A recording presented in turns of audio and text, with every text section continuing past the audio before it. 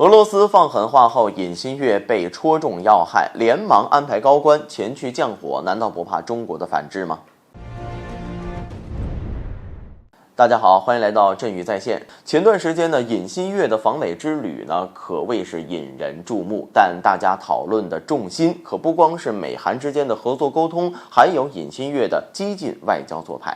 在前往美国之前呢，尹锡悦就已经是一副小弟嘴脸。大家都知道，美国将中俄两国呢视为对手，而尹锡悦为了向美国表忠心，在前往美国之前呢，就开始了打嘴炮模式，暗示可能向乌克兰提供武器援助，还用台海问题挑衅中国。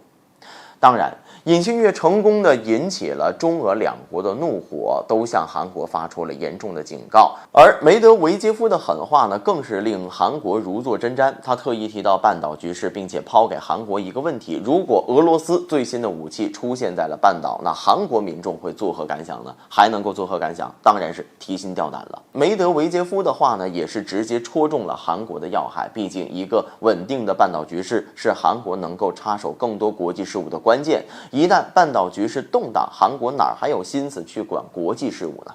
另外，俄罗斯外交部还表示，如果韩国还是打算保持不友好的立场，那么俄罗斯将不得不采取反制措施。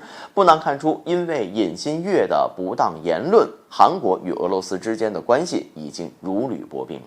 在这种情况下，韩国政府呢连忙安排高官前去俄罗斯给他们降火。根据媒体报道，安排的是韩国的外交部第一次官张虎镇，但是具体的访问行程还没有出来。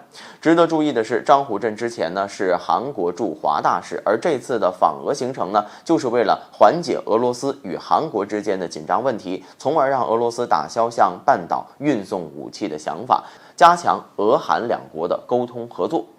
实际呢，对于尹锡悦极度亲美的外交政策不满的不光只有周边国家，就连韩国内部呢也有众多的反对声音。用韩国媒体的话来说，尹锡悦这么做就是在用韩国的利益从美国那换取更大的安全风险。